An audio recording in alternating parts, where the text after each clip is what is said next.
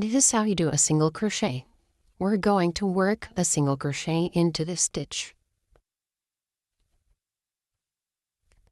Insert your hook underneath the top 2 loops of the stitch, like this.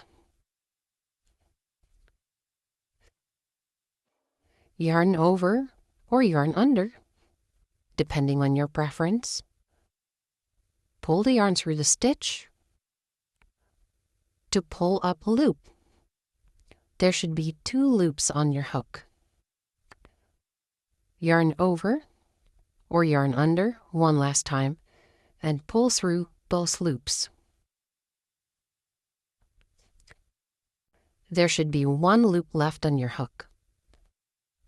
And you now have a completed single crochet stitch. Since that was the first stitch of the round, I typically place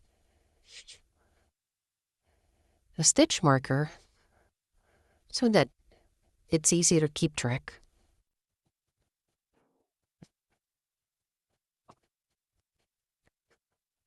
And there you go.